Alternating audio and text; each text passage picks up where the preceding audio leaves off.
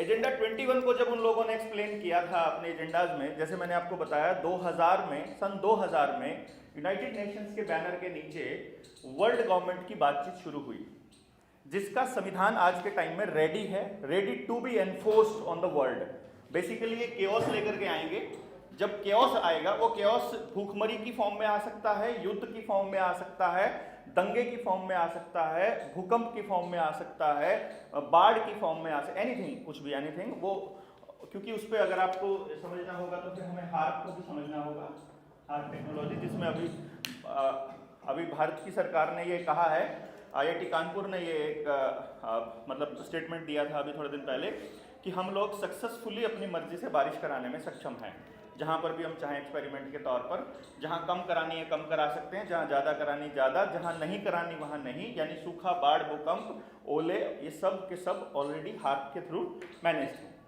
तो केओस का full form बताएं। केओस होता है अव्यवस्था, बेसिकली अव्यवस्था से व्यवस्था। ऑर्डर का मतलब व्यवस्था है, केओस का मतलब अव्यवस्था है। मतलब पहले ये अव्यवस्था लेकर आएंगे, फिर लोग अपने आप व्यवस्था मांगेंगे और अल्टरनेट के तौर पे सिर्फ उन्हीं की व्यवस्था नजर आएगी।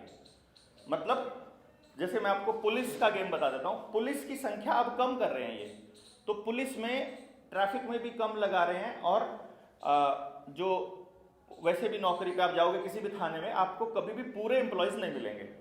तो जब आपको पूरे एम्प्लॉयज नहीं मिलेंगे, उसका ये रीजन देंगे कि कुछ रीजन देंगे VIP ड्यूटीज में लगे रहते हैं, कुछ रीजन देंगे काम ज्यादा है, पॉपुलेशन ज्यादा है, तो फिर हम कहेंगे अल्टरनेट दो भाई, हमें तो सोल्यूशन चाहिए। तो सोल्यूशन क्या है कि ट्रैफिक को कंट्रोल करने के लिए ट्रैफिक कैमराज से आप चालान काटिए, घर पे भेजिए, आपको जरूरत नहीं है। और सर्वेलेंस के लिए जो ये पुलिसिंग है, पुलिसिंग के लिए क्योंकि CCTV कैमराज से चल रहा है, तो आपके पास अगर इतने जज नहीं है और कोर्ट में केस बहुत ज़्यादा है, तो फिर आर्टिफिशियल इंटेलिजेंस सबको समझने के लिए सक्षम है। वकील का काम भी आर्टिफिशियल इंटेलिजेंस कर सकती है, जज का काम भी कर सकती है। तो why to waste money on salaries and all. तो पब्लिक, तो आपको नौकरी नहीं मिले, बेसिकली आप मतलब अपने आप ही ये कहने लगो कि जब टीचर्स की कमी है तो क्यों ना रोबोटिक टीचर ले आएं, अगर आपके पास इंफ्रास्ट्रक्चर की कमी है तो क्यों ना इंफ्रारेड वाला स्कूलिंग चालू कर दें, 3D वाला, मोबाइल से ही पढ़ाएं। हाँ, तो बेसिकली वो ये, इसका ये मतलब है कि आप खुद वो मांगेंगे जो वो कह रहे हैं। बेसिकली उन्होंने अल्टरनेट ही वो छोड़ा हुआ है आपके सामने, वो अल्टरनेट जो असल अल्टरनेट है जिसकी हम बात करते हैं वो नहीं है। इसमें इस सारी चीज को इंप्लीमेंट करने के लिए जिस चीज की जरूरत पड़ती है वो है रुपया। मैंने जानबूझ के स्पेलिंग रुपया इस टाइप से लिखा है। रुपया इस सारे के सेंटर में है, क्योंकि वो जिन लोगों के थ्रू इसको इंप्लीमेंट करवाते हैं उनको वो अपना नौकर बनाते हैं पहले, उनको वो बिजनेस में पार्टनर बनाते हैं, बिजनेस में उसको प्रॉफिट देते हैं और वो रुपए की फॉर्म में देते हैं। तो इसलिए इस सब को समझने के लिए आपको रुपया समझना पड़ेगा।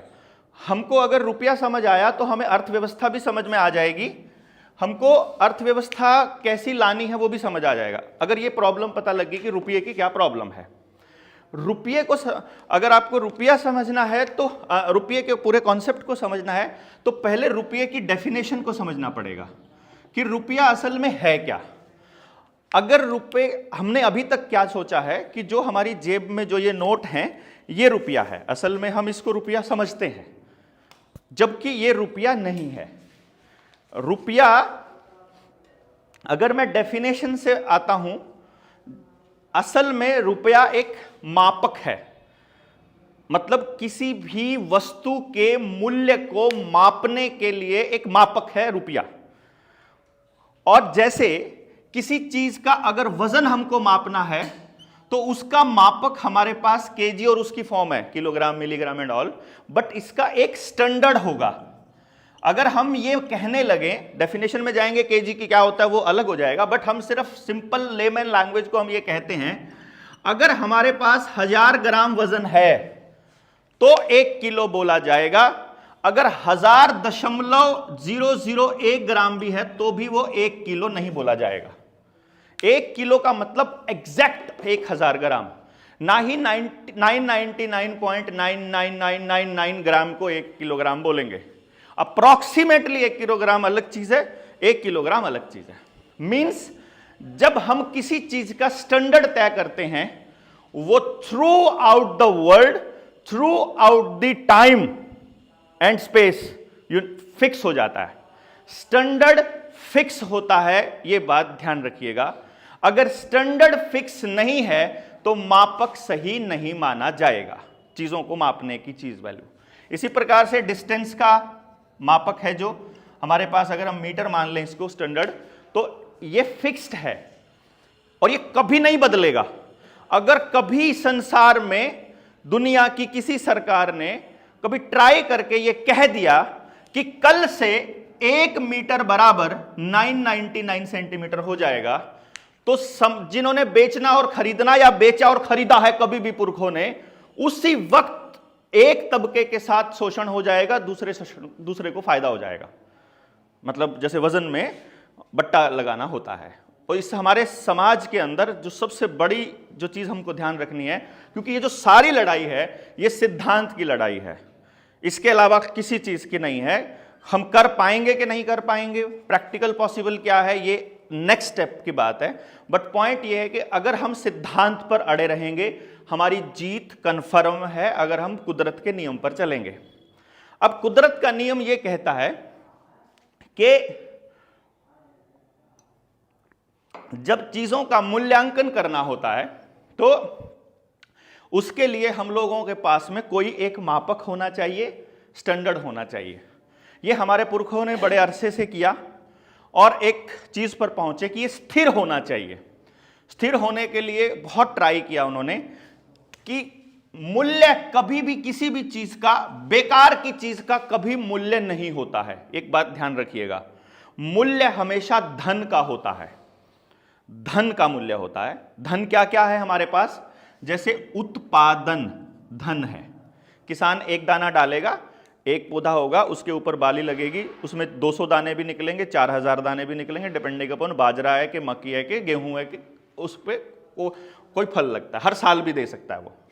तो उसके बाद जमीन से जो प्राकृतिक संसाधन निकलते हैं वो धन है। पशु धन है। सेहत, हेल्थ इज वेल्थ, सेहत धन है, क्योंकि ये ऊर्जा है, बेसिकली ऊर्जा ही धन है। ऊर्जा सूरज से किसी भी फॉर्म में ली जाए, पौधे ने लिया, हमने खाया, हमने है गोल्ड प्राकृतिक संसाधन है, ठीक है। जो भी चीज जमीन से निकलती है, प्रकृति से हमको प्राकृतिक संसाधन के रूप में मिली है, जिसका इस्तेमाल हम लोग किसी भी तरह से करते हैं, वो हमारे लिए धन है। किसी के साथ शोषण ना हो, इसीलिए धन की एक वैल्यू फिक्स करने का प्लान किया, क्योंकि धन के पास स्टोरेज वैल्यू होती है परचेजिंग पावर की, कि मैंने आपको गेहूं दे दिया, उसके बदले में आप मुझे चावल दे देंगे, उसके बदले आप मुझे कपड़ा दे देंगे, आप अपनी मेहनत कर देंगे। जैसे पुराने टाइम में हमने मेहनत की, पूरे दिन की अपनी ऊर्जा दी, और फिर किसान ने अपनी ऊर्जा गेहूं के रूप में उसको दे दी या पैसे के रूप में उसको दे दी, क्योंकि वो पैसा उसने ऊर्जा से ही कमाया हुआ था। तो स्टैंडर्डाइजेशन के अंदर बहुत सारी दिक्कतें आई। पहले स्टैंडर्ड रखा कि चलो अनाज को रख लेते हैं, फिर अनाज के स्टोरेज में बड़ी दिक्कत आई कि पूरा साल स्टोरेज रखना पड़ता है, लेना पड़े, देना पड़े उसमें। फिर ऐसे करके किसी और चीज़ में आई तो जगह की कमी पड़ेगी, या फिर स्टोरेज की, मौसम की, ये सब मारों से बचते हुए फिर उन्होंने तांबे को, लोहे को, जस्त को, ऐसे करके अलग अलग चीज़ों को स्टैंडर्डाइज करने की कोशिश की। लोहे को करने की कोशिश की, लोहा रख दिया, बाद में जंग लग के वो झड़ के ख़त्म। पता लगा कि यार 100 साल बाद वहाँ वो लोहे की वो इतना वजन रखा था, उतना मिला ही नहीं, वो कम मिला। तो ऐसे सर्च आउट करते करते हज़ारों साल पहले हमारे पुरखों को एक चीज़ पता चली कि 2 धातुएँ हैं, सोना और चांदी, जिसमें सोना एक ऐसी धातु है जो हमेशा उतनी ही मिलेगी। आपने 1 किलो सोना ले लिया, धरती में गाड़ दिया, 1000 साल बाद भी निकालोगे, कोई मिलीग्राम में अगर कोई चेंज मिला तो मिला, नहीं तो सोने में कोई चेंज नहीं मिलेगा। ना वो झड़ता है, ना जंग लगता है, ना रिएक्ट करता है, ना कुछ करता है। तो हमारे पुरखों ने सोने को स्टैंडर्ड के तौर पे एस्टैब्लिश कर दिया कि अब दुनिया में किसी भी चीज की कीमत तय करनी है तो वो सोने को रेफरेंस मान करके करेंगे। This is the gold standard, basically इसको बोला गया बाद में। तो गोल्ड को स्टैंडर्ड मान करके हमने चीजों की कीमतों निर्धारित करना स्टार्ट कर दिया कि डंगर लेना, पशुधन लेना है, अनाज लेना है, जमीन लेनी है, तो गोल्ड में परचेजिंग चालू होगी। गोल्ड को लेकर के जाना आना मुश्किल हो जाए और मुश्किल हो, रास्ते में चोरी हो जाए और इस तरह से, जो वर्ल्ड बैंक का जो मालिक है, जिसको आज क्योंकि हम बहुत फास्ट चल रहे हैं तो इसमें से बहुत बड़ा जो रोल आएगा वो वर्ल्ड बैंक का है। अगर हम ये साबित कर दें कि वर्ल्ड बैंक सबसे फ्रॉड संस्था है और जो भी पैसा दे रही है वो फ्रॉड है, तो आज हमें को ये मालूम पड़ जाएगा कि जब अगर सरकार हमको जो पैसा दे रही है वो भी प्योरली फ्रॉड है, बेसिकली वो पैसा है ही नहीं है। मैं आपको साबित करूंगा कि ये नकली है, मतलब इसमें इसकी कोई वैल्यू नहीं है। अगर इसकी कोई वैल्यू नहीं है तो हमको सिर्फ लगता है कि इसकी वैल्यू है, तो इसको आखिर तक हम यहां तक आएंगे। तो गोल्ड जो है वो स्टैंडर्ड कर दिया। शेरशाह सूरी ने पहली बार रुपए, मतलब रुपया फिक्स हो गया, गोल्ड स्टैंडर्ड फिक्स हो गया। असल में क्या था, हमेशा स्टैंडर्ड जब फिक्स होता है तो किसी भी चीज की उपलब्धता को लेकर के फिक्स होता है कि कोई चीज कितनी उपलब्ध है हमारे पास, और उसके मुकाबले अब गेहूं तो बहुत हो जाएगा, सोना तो नहीं निकलता इतना जोर लगाने के बाद भी, तो सोने की थोड़ी मात्रा गेहूं की बड़ी मात्रा के साथ उस कंपैरिजन में आ जाएगा। तो एक फिक्स हो गया, गोल्ड और सिल्वर के अंदर जो अनुपात आ गया वो 1:10 का था, जो उत्पादन का अनुपात था। तो शेरशाह सूरी ने पहली बार इस पूरे स्टैंडर्ड को, जो कि सिर्फ जबानी चलता था और माना हुआ था पूरी दुनिया ने, उसको पहली बार लिखित रूप दिया शेरशाह सूरी ने अपनी 15वीं शताब्दी में, जब वो उसका राजा 15वीं की 14वीं जो भी शताब्दी में उसका आया, तो उसने दिया। और गोल्ड का 1 तोला मतलब 1 तोले का कितना वजन होता है जी? नहीं, 11.664 ग्राम। सुनार जब लिखता है 60,000 रुपए, तोला नहीं लिखता है, 60,000 रुपए प्रति 10 ग्राम लिखता है, कभी भी तोला नहीं लिखेगा। तोले का वजन 11.664 ग्राम होता है, 11 ग्राम 664 मिलीग्राम। तो अगर 1 तोला सोना है उसके बदले 10 तोला चांदी मिलती थी। तो लास्ट जो सिक्का बना, चांदी का सिक्का 1 रुपए का बना, और 10 सिक्कों का यानी 10 रुपए का 1 तोला सोना, ये स्टैंडर्ड तय हो गया शेरशाह सूरी के दौर में। और ये सब ने मान लिया, पूरी दुनिया ने, इंक्लूडिंग इंडिया। अंग्रेज भारत में आए उसके बाद में अंग्रेजों ने देखा कि इस देश के लोग सिद्धांत को कभी नहीं छोड़ते हैं, सिद्धांत को मानने वाले लोग हैं, तो इनके सिद्धांत के साथ छेड़खानी करेंगे तो गड़बड़ हो जाएगी। तो लिखित रूप में आने के लिए ये जो जितनी भी चीजें होंगी ये हमेशा अंडर टेबल या धीरे धीरे या इतनी स्लो होगी कि जंग लगने की तरह हमें पता ही नहीं चलेगा कि हमारा जो सामान है वो खत्म हो रहा है। तो हमें कभी भी मालूम नहीं पड़ेगा कि ये किया जा रहा है, हमको ऐसा लगेगा जैसे ये अपने आप हो रहा है। तो उन्होंने क्या किया, स्टैंडर्ड को एज इट इज रुपए का कानून के रूप में, पेपर करेंसी एक्ट के रूप में बनाना शुरू कर दिया। ये अंग्रेज जैसे ही आए ना, 1860 में आईपीसी आया था, अगर आपको मालूम हो ना, 1857 की क्रांति के बाद 1860 में आईपीसी आया, 1861 में पुलिस है, नहीं 60 में आईपीसी आया, 61 में पुलिस कानून आया। अच्छा, उसके बाद रिजर्व बैंक आया, 1934 में रिजर्व बैंक आया। उससे पहले पेपर करेंसी को छापने के, सिक्के के नियम के, अधिनियम के, कोइनेज एक्ट उन्होंने पहले से ही बनाने स्टार्ट कर दिए थे। और जो पेपर करेंसी एक्ट बनाए थे 1882 से पहले जितने भी बनाए थे, उसमें उन्होंने बिल्कुल सेम स्टैंडर्ड को ही मेंटेन करके रखा हुआ था। 1882 में किसी संस्था ने, किसी उनके ऑर्गेनाइजेशन ने ये डिसाइड किया कि सोने की अवेलेबिलिटी के हिसाब से इस स्टैंडर्ड को मेंटेन करना बड़ा मुश्किल हो जाएगा, तो हम ऐसा करते हैं कि रुपए की वैल्यू थोड़ी सी बदल देते हैं। असल में रुपया स्टैंडर्ड होता है, तो उन्होंने इस तरह से गेम खेला। यहां तक 1882 के पेपर करेंसी एक्ट की बात कर रहा हूं मैं। पेपर करेंसी एक्ट से पहले एक मोहर में 10 रुपए होते थे, 10 रुपए की एक मोहर होती है। एंड ये बात आपको आज ध्यान देनी है, रिसर्च करनी है और पता करना है। और मैं आपको ये कन्विक्शन के साथ बता रहा हूं, आज भी ये पेपर करेंसी एक्ट 1882 इनेक्टेड है, आज भी। आप बाद में आप नोट कर लीजिए, नोट करते रहिए। तो मैं ये जो पॉइंट है ये इसलिए बता रहा हूं, ये पॉइंट मैंने जानबूझ के स्टॉप करके फोर्स इसलिए किया कि ये जब मैं आखिरी में जब मैं इसको फर्जी कहूंगा तो ये शब्द, ये लाइन काम आएगी कि आज भी ये काम में है, कैसे काम में है और इससे कैसे लूट होती है, पूरे संसाधन कैसे लूटे जाते हैं, इसको समझिएगा। जमीनों के रेट कैसे बढ़ते हैं, मकानों के रेट कैसे बढ़ते हैं, और ये रेट बढ़ना, रेट घटना, महंगाई, और ये ड्रामा क्या चलता है, पूरी इकोनॉमिक्स का जो फ्रॉड है ये इसी गेम पर चलता है बेसिकली। एक मोहर को 10 रुपया जब माना जाता था तो तब तक किसी भी व्यक्ति का कोई शोषण कभी नहीं होता था। पेपर करेंसी एक्ट आया, रात को 12 बजे के बाद कल से एक मोहर 10 रुपए की नहीं होगी, 15 रुपए की होगी। मोहर क्या होती है मैं आपको बता दूं, 1 तोला सोना की एक मोहर होती थी, और रुपया जो होता था 1 तोला चांदी का रुपया होता था। ये ध्यान दीजिएगा, इस वक्त 1882 में रुपए का मतलब था 1 तोला चांदी, मोहर का मतलब था 1 तोला सोना। सोने की मोहर होती थी, प्योर 24 कैरेट सोने की, और इधर भी प्योर चांदी। अब इसको समझना क्या है जरूरी, इंपॉर्टेंट क्या है कि क्योंकि सोने और चांदी की उपलब्धता भी 1:10 में है और उसका मूल्य भी 1:10 में है, तो यहां पर 1:10 में मोहर और रुपए को तोलने में कोई गड़बड़ नहीं थी। बट जैसे ही एक मोहर 15 रुपए की आ गई, यहां से मैं आपको एक गेम प्लान को समझाता हूं कि इसको ब्रॉड में पूरे देश के लिए समझिए कि कैसे गेम हुआ। मेरे पास घर में मैंने मेहनत की, मैंने अनाज, गेहूं, डंगर बेच के, क्योंकि 1 रुपया बहुत बड़ी चीज होती थी उस टाइम पर, मैं ये मान के चलता हूं कि मैंने मेहनत करके, मेरे दादा ने, मेरे बाप ने, मैंने मेहनत करके 300 रुपए कमा के अपने घर में रखे हुए हैं, 300 रुपए की फॉर्म में, 1-1 रुपए के 300 रुपए। और मैं घरवाली को बोलता हूं कि घरवाली मैं कल जा करके इस 300 रुपए की मोहर ले आता हूं, क्योंकि ये बैग में, झोले में टांगने थोड़े मुश्किल हो जाते हैं ले जाने में, तो कुछ सामान लेना।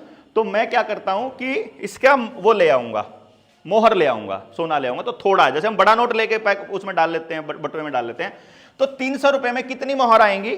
जब ये है रेट 30 मोहर आएंगी। और जैसे ही पेपर करेंसी एक्ट लागू होता है 1882 का, इसी 300 रुपए में 20 मोहर हो जाएंगी इसकी वैल्यू। यानी कि मेरी मेहनत मैंने जो की हुई है वो एज इट इज है, मैंने उतना ही जोर लगा रखा है जितना लगा रखा है मेहनत करने में, और उससे मेरी जो वैल्यू है वो 20 मोहर हो गई। यानी मेरी प्रॉपर्टी एक एक्ट लगते ही 1/3 फिनिश हो गई। फिनिश मतलब पता ही नहीं कहां गई, समझ गए? यानी पूरे, नहीं समझे? अच्छा, नाट्य,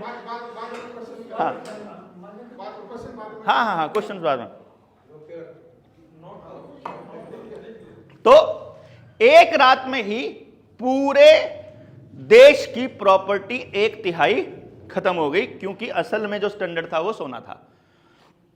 रुपया तब तक रुपया है जब तक रुपए का, नोट कर लीजिए, जब तक रुपए का स्टैंडर्ड फिक्स है।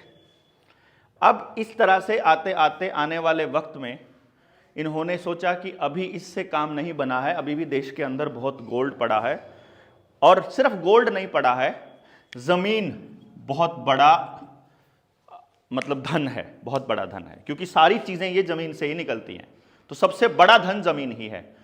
असल में उनको जमीन भी लेनी है, आपका उत्पादन पे भी कंट्रोल करना है। जो न्यू वर्ल्ड ऑर्डर है, दैट्स अ टोटल कंट्रोल। एक ऐसी सोसाइटी, डिस्टोपियन सोसाइटी जो उन्होंने अज्यूम की है कि दुनिया की सारी आबादी जिसको हम पैसा देते हैं, यानी ये कह रहा है जिसको हम पैसा देते हैं तो वो हमारे हिसाब से क्यों नहीं चलती है, तो let us make an arrangement कि सारी दुनिया हम पर निर्भर हो और हमारे हिसाब से चले।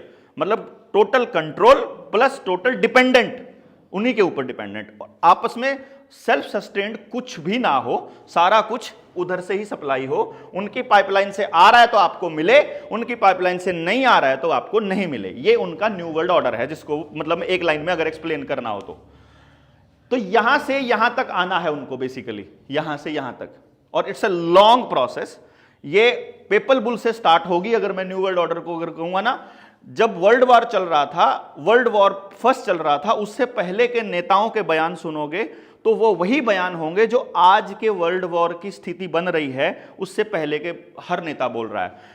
ट्रंप भी यही बोल रहा था, बाइडन भी यही बोल रहा था, चाइना भी यही बोल रहा है, जर्मनी भी यही बोल रहा है, रशिया भी यही बोल रहा है कि पेंडेमिक के बाद आने वाले टाइम में एक न्यू वर्ल्ड ऑर्डर आ रहा है। अगर आप सर्च करेंगे गूगल पे, यूट्यूब पे, प्रधानमंत्री ने न्यू वर्ल्ड ऑर्डर पे क्या क्या बोला है, संसद में, लाल किले की प्राचीर से, लगभग अपने भाषणों में 4-5 जगह उसने बोला है कि न्यू वर्ल्ड ऑर्डर आ रहा है, और ये नौकरियों के केस में क्या होने वाला है वो सब अपनी भाषणों में बता चुका है।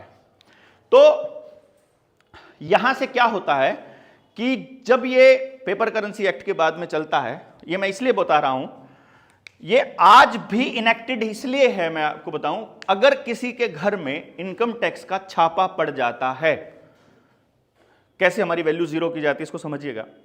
अगर आज किसी के घर में छापा पड़ जाए इनकम टैक्स का और गलती से उसके बाप दादाओं की प्रॉपर्टी में कहीं मोहर मिल जाए, मोहर मतलब 1 तोला सोने की है वो, लेकिन उस पर लिखा होता है A1 मोहर इंडिया, इंडिया की मोहर, तो इनकम टैक्स वाले जब प्रॉपर्टी की लिस्ट बनाते हैं कि भाई इतना किलो चांदी, इतना किलो सोना, इतने रुपए कैश, और जब ये लिखा जाएगा, मोहर को लिखा जाएगा, मान लो 10 मोहर मिल गई तो उसमें लिखा जाएगा 150 रुपीज। कभी भी वो मोहर नहीं लिखते हैं क्योंकि असल में वो 15 रुपए ही हैं। ये भारत की सरकार आज भी मानती है। कोई इनकम टैक्स का आदमी, उससे आप कंफर्म जरूर करिएगा। ये इंफॉर्मेशन हमसे सबसे छुपी हुई है, लेकिन चूंकि हमारे पास जो मैं बोल रहा हूं इसको प्रूव करने के दस्तावेज बाय चांस आज मेरे पास गाड़ी में हैं। मतलब किसी भी भाई को देखने होंगे जो भी मैं आज बोल रहा हूं, वो दस्तावेज ऐसे नहीं है कि कहीं से भी उठा के लाया हूं या किसी किताब से कॉपी कर लिया हूं या जो भी है। भारत सरकार, अपना प्राइम मिनिस्टर ऑफिस या अपनी फाइनेंस मिनिस्ट्री या आरबीआई ने सर्टिफाइड कॉपी दी हुई है, तो वो है मेरे पास। मतलब मैं जो बात कर रहा हूं, सो इट्स नॉट है ना सिल्वर लिखा जाएगा ना गोल्ड लिखा जाएगा, कुछ नहीं, सिर्फ 15 रुपए, सिर्फ 150 रुपए लिखा जाएगा। हाँ बिल्कुल एग्जैक्टली। ये पेपर, ये रुपया नहीं है, ये रुपए का प्रॉमिस है। It's a promissory note basically, इसको प्रोनोट भी बोलते हैं। ये प्रॉमिसरी नोट आरबीआई के, फिर मैं, आप आइए ना, अभी मैं आ रहा हूं, अभी डोंट वरी। अभी इसीलिए तो ये इसलिए इतना गजब का इशू है कि जिस दिन देश की जनता को ये समझ में आ गया, उस दिन वो जो शब्द है क्रांति, वो बस अंदर से निकल के आएगी, मतलब जरूरत ही नहीं है, वो ज्वालामुखी की तरह फूटेगी। तो ये जो, अगर किसी के घर 150 रुपया मिला तो वो लिखते हैं। अब मैं आपको इस गेम को इसलिए समझा रहा हूं, बता रहा हूं, क्योंकि ये बात किसी को नहीं मालूम है। अब मुझे मालूम है, जिसके घर में सोना मिला, मान लो मेरे घर में गोल्ड ये मिला, मोहर मिली, 150 रुपया उन्होंने लिख दिया, बाय चांस कुछ साल के बाद में मुकदमा चलता रहे और मेरी मृत्यु के बाद उसका फैसला हो और मेरे बेटे को ना पता हो कि मेरा क्या क्या सामान वहां पर है, तो जब वो अपना सामान लेने जाए और मैं बरी हो जाऊं, मतलब मैं मुक्त हो जाऊं जो आरोप लगाए थे उस छापे के अंदर कि इसने गलत पैसा जोड़ा हुआ है, तो मेरे बच्चे को जब वो पैसा देंगे तो वो 150 रुपया देंगे, तब वो मोहर वापस नहीं करेंगे। इसका ट्रायल हमने 2017 में किया था। जो रिसर्च करने वाली जो हमारी टीम है इसमें, जिन्होंने किया था ये, जस्टिस A.K. पंता और लोकेश्वर दत्त की खंडपीठ के सामने हमने 4 नोट रख दिए, वो हैं अपने पास और गिर गए वो 4 रुपये रख दिए। 1 रुपया लोहे का जो आजकल चलन में है, 1 रुपया कागज का जो चलन में है, और 1 रुपया 1934 के बाद का, 1944 का था, और 1 रुपया 1870 का, मतलब 1882 वाले से पहले का। 1968 से पहले का जो कॉइन है हमारा 1 रुपये का, 1 रुपी इंडिया लिखा होता है, चांदी का जो उसका होता है, वो उसमें 90% चांदी है, और जो 1968 के बाद वाला है उसमें 50% चांदी है, और उसके बाद वाले जो हैं फिर वो कागज और लोहे के आए, उसमें कुछ में तांबा भी आया। तो हमने 2 जगह पर हम जाकर के इसका वेरिफिकेशन किया। पहले हमने बैंक में गए, बैंक में हमने वो रुपए चारों प्रेजेंट किए, और HDFC बैंक में और SBI दोनों बैंकों में हमने ट्राई किया कि आप हमें ये बताइए, ये जमा करना है, आप कितने रुपए में लोगे। तो बैंक ने बोला ये 4 रुपए में लेंगे। तो जब दोगे तो यही वाले 4 वापस दोगे या क्या होगा? बोला ना, वो जो कागज वाला या वो जो कागज वाला भी नहीं देंगे, अब आपको कागज का रुपया नहीं देता बैंक, सिर्फ वो लोहे वाला सिक्का देंगे आपको, अगर 4 रुपए आपने लेने हैं, या फिर डिजिट में देंगे आपको मोबाइल पर, या फिर आपके खाते में लिख देंगे, बट आपको देंगे नहीं, मतलब बेसिकली उन्होंने ये बताया। तो फिर ये जब तुम उस चांदी के रुपए की कीमत और उस कागज के रुपए की कीमत को सेम मान रहे हो, तो हमने फिर आरटीआई डाली कि रुपया किसको बोलेंगे, कागज वाले को असली बोलेंगे कि उसको बोलेंगे। तो आरबीआई से हमको रिप्लाई आया कि रुपया इस बात पर निर्भर नहीं करता है कि वो सोने का है या चांदी का, रुपया उसके ऊपर अंकित मूल्य के बराबर माना जाएगा, जो उस पर अंकित मूल्य है। अब हमको समझ आ गया, यहां पे क्लियर हो गया। अब हम यहां से आए, हमने जस्टिस ए के पंता के सामने जब वो बात रखी और लोकेश्वर दत्त के सामने कि साहब हमने पूरी अपील लगाई थी, इन चारों में से असली रुपया कौन सा है, कृपया करके देश को बता दीजिए। तो जी वहां से खंडपीठ से एक ही बात आई पूरी बहस के बाद में कि आप जो कह रहे हैं, वर्मा जी जो ये काम कर रहे थे वो वर्मा जी हैं हमारे, आप जो कह रहे हैं आप 100% सही बोल रहे हैं, बट एसएलपी इज डिसमिस्ड। तो फिर उन्होंने सोचा कि एसएलपी तो डिसमिस हो गई, बट उन्होंने ये क्यों कहा कि आप सही कह रहे हो। तो बाद में चैम्बर में बुलाया अलग से कि जी आप करते क्या हो, पहले ये बताओ, ये गेम प्लान आपको समझ में कैसे आया, और आप ये जो लेकर आए हो ये असल में बड़ा खेल है, इसमें उलझने से पहले दस्तावेज इकट्ठे कर लो। आपके पास कोई पेपर नहीं है, मैं अभी के अभी लिख देता कौन सा रुपया असली है कौन सा नकली है। तो फिर पेपर इकट्ठे करने शुरू किए। पुणे की आर्काइव है, दिल्ली में आर्काइव है आरबीआई की आर्काइव से जाकर के रिसर्च डॉक्यूमेंट इकट्ठे किए, उनसे सर्टिफाइड कॉपी ली, सीआईसी में बहस तक गए। उन्होंने मतलब इतनी गलत जवाब दिए हुए हैं, हमारे पास वो सारे के सारे दस्तावेज अवेलेबल हैं। मतलब फिर आखिर में बहस, यानी एक आरटीआई पे 4-4 साल 3-3 साल की लड़ाई लड़के फाइनली उनसे लिखवा कर लाए कि जो हम बोल रहे हैं वो गलत है कि सही है, पहले इसको बताओ आप। अभी इसी पे आते हैं फिर से कि ये हो गया। बाद में क्योंकि बड़ी लंबी प्रोसेस इसलिए मैं उसमें नहीं जाऊंगा, क्योंकि मैं आपको एक वीडियो दे दूंगा, आपको लगभग 4 घंटे की है इसको समझने वाली, उसका लिंक दे दूंगा जिसपे ऊपर पूरी डिटेल में आपके जितने सवाल है ना सारे डिस्कस किए हुए हैं। मतलब एक पूरा दिन हमने रुपए को डेडिकेट किया था, सुबह से लेकर रात तक।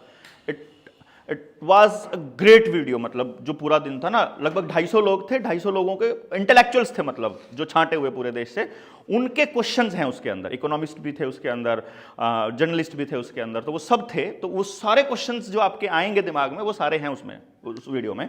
बट अभी मैं जो आपको बता रहा हूं, रिजर्व बैंक बना 1934 में, रिजर्व आरबीआई एक्ट 1934 के तहत रिजर्व बैंक बना। रिजर्व बैंक के अंदर कुछ धाराएं हैं। सेक्शन 26 ये कहता है कि रिजर्व बैंक देश को प्रॉमिस किया हुआ रुपया देने के लिए बाध्य है।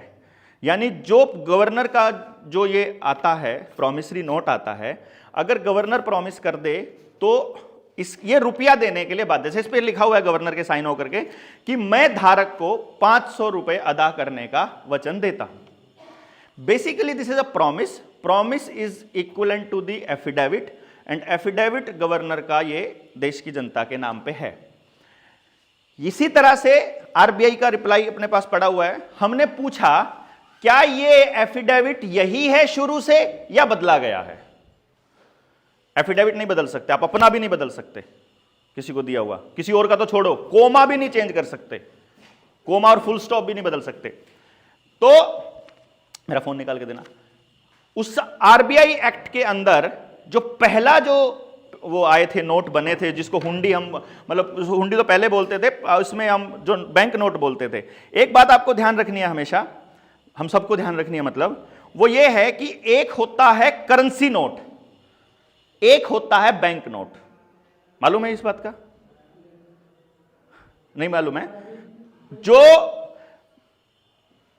भारत सरकार छापती है वो करेंसी नोट है, और भारत सरकार केवल 1 रुपए का नोट छापती है। अगर आप 1 रुपए का नोट देखोगे, उसके ऊपर लिखा होता है सिर्फ एक ही चीज, भारत सरकार, बस कुछ नहीं लिखा होता। 1 रुपया भारत सरकार, इसके अलावा कुछ नहीं। जो बाकी के नोट हैं, ₹2 से ऊपर का, जो आपको ऑनलाइन जो रुपया दिया जा रहा है, ई रुपया जिसको कहते हैं, वो डिजिटल मनी, वो ₹2 से स्टार्ट हो रहा है, उसमें ₹1 नहीं है, वो भारत का नहीं है, ये बात ध्यान रखिएगा, वो भारत का नहीं है, वो रिजर्व बैंक का है। और रिजर्व बैंक क्या है, अगर इसको आपने देखना हो तो बेंगलोर हाई कोर्ट का, मद्रास हाई कोर्ट का 2019 का फैसला सर्च कर लीजिएगा, आपको पूरी खबरें मिलेंगी, जिसमें मद्रास हाई कोर्ट ने यह मेंशन किया है कि RBI employees and bank employees are not government employees basically. तो वो गवर्नमेंट नहीं है, वो गवर्नमेंट की संस्था नहीं है, गवर्नमेंट के हिसाब से काम करती है, वो अलग बात है, बट उसके सारे फैसले आरबीआई का सेंट्रल बोर्ड ऑफ डायरेक्टर्स करता है। And central board of directors में बैठे हैं नंदन नीलकेणी, रतन टाटा, आनंद महिंद्रा काइंड ऑफ लोग। ये 3 तो नाम है पता, बाकियों का आप सेंट्रल बोर्ड ऑफ डायरेक्टर्स को निकालोगे तो आपको पता चल जाएगा। इस बीच में आपको एक चीज छोटी सी दिखाना चाहूंगा, वो है ये नोट जो आप सबने अपने जीवन में देखा है, ये वाला नोट, ये आपसे पहले नोट आता था, ये मैं आपको ग्रुप में भेज दूंगा, ये वाला नोट आपने देखा है, सबने देखा है, ये ₹10 का नोट, ठीक है? वो मेरा व्हाट्सएप क्रैक हो गया था, कल आज भेज दूंगा, अभी चालू हो गया दोबारा। अरे नहीं आज दे दूंगा। इस ₹10 के नोट के ऊपर आप देखोगे जो गवर्नर का एफिडेविट है, इसको स्टडी करोगे, इस पर लिखा हुआ है I promise to pay the bearer on demand the sum of ₹10 at any office of issue. ये चीज एनी ऑफिस ऑफ इशू यानी धारक के मांगे जाने पर किसी भी बैंक से जाकर मैं अपना रुपया ले सकता हूं। रुपया क्या? रुपया स्टैंडर्ड। स्टैंडर्ड क्या? स्टैंडर्ड ये जो आज भी मानक है, ₹15 बराबर 1 मोहर। This is the standard, this is the official document जो हमारे पास है। अब हमने इसकी टेस्टिंग भी करी है। इसका मतलब यह हुआ कि जिसने भी ये नोट 1968 के बाद बदला है, पुराने नोट वो लेते चले गए जो हमारे बाप दादा ने कमाए, जिसके बदले में वो गोल्ड रखा था। याद हो अगर आपको, हमारे पुरखे कहते थे कि जितना सोना आरबीआई के पास होता है उतना ही नोट छाप सकते हैं, ऐसा कुछ बोला करते थे, ये मैंने भी सुना है। लेकिन वो कितना सोना होता है ये किसी ने आज तक खुलासा नहीं किया, ना इसको किसी इकोनॉमिक्स में पढ़ाया जाता, ना इसमें किसी कॉलेज यूनिवर्सिटी में कभी भी रुपए के ऊपर डिस्कशंस नहीं हो, कभी भी नहीं हुआ, अलाउड ही नहीं है, ना बैंकिंग वाले को ना इकोनॉमिक्स वाले को, किसी को भी। तो रुपया नहीं पढ़ाया जाता, इसलिए हमारी अगली जनरेशन को रुपए के बारे में, हाँ उस टाइम पे बताया,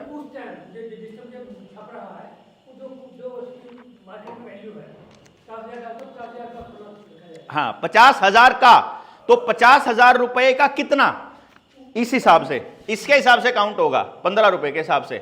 जिस नोट के बदले में आपके पास गोल्ड नहीं रखा है वो नोट नकली है, सीधी सी बात है भाई। आरबीआई ने ये लिखा हुआ है, आरबीआई ने क्या लिखा है कि बाध्य है आरबीआई ग्राहक के मांगे जाने पर उसका रुपया देने के लिए, उस हिसाब से देगा। अगर किसी ने पैसे को डिवैल्यूएट किया, रुपए को डिवैल्यूएट किया, डिवैल्यूएट मतलब उसकी वैल्यू कम करी, अगर ₹15 से ₹1 मतलब 1 मोहर है ₹15 की, यानी कि इस हिसाब से अगर 1 मोहर का वजन हो गया 11.664 ग्राम, 11.664 ग्राम को अगर 15 से भाग दोगे तो ₹1 की जो वजन आएगी वो 777 मिलीग्राम सोना आएगा। ₹1 बराबर 777 मिलीग्राम सोना, और 777 मिलीग्राम सोना आज के वक्त के हिसाब से अगर 60,000 का रेट लगाएं तो 4,970 के करीब का बनता है ये वाले बैंक नोट, यानी कि लगभग ₹5,000 का बनता है।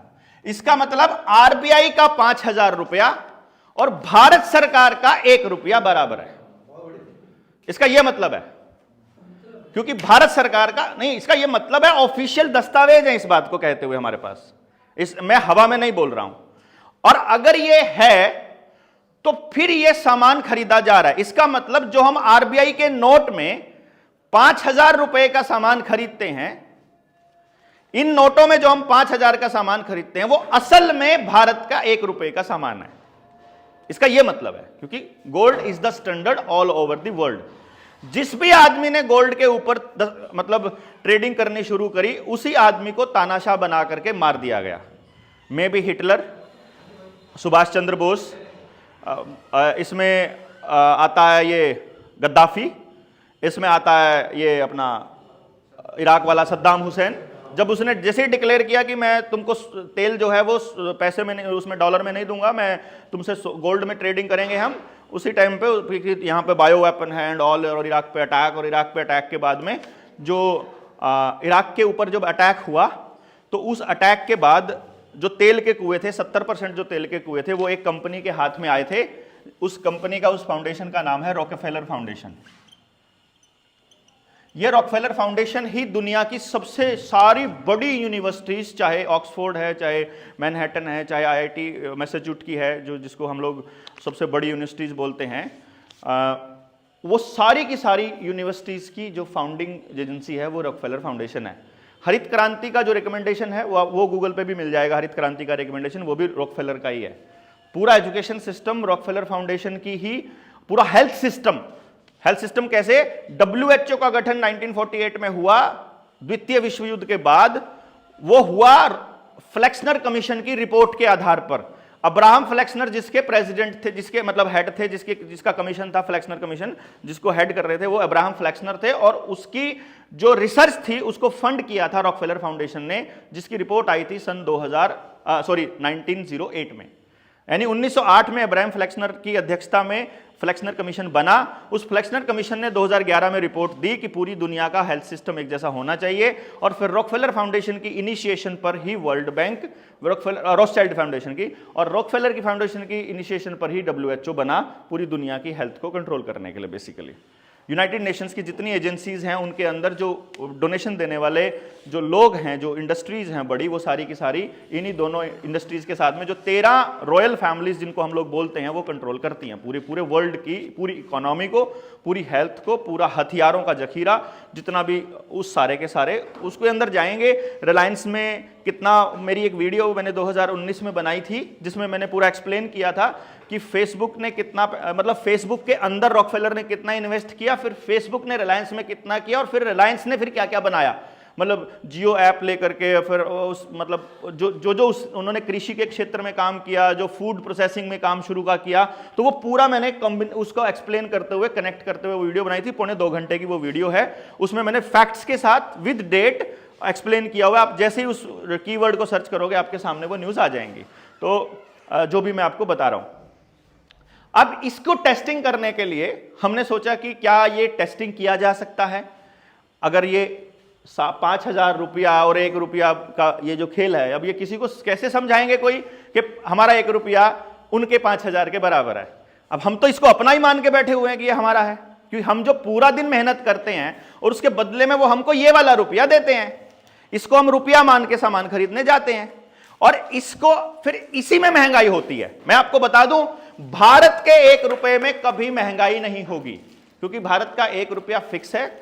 आईपीसी की धारा 230 से लेकर 254 तक, इसको आप नोट कर सकते हैं।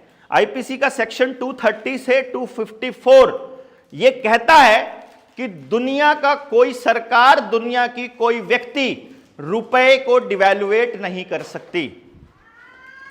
पैसे की वैल्यू को घटाया नहीं जा सकता, क्योंकि रुपया मानक है, फिक्स है, उसका स्टैंडर्ड। इसका मतलब जिसने भी रुपए की वैल्यू घटाई वो अपराधी है, वो कोई भी सरकार का बंदा है।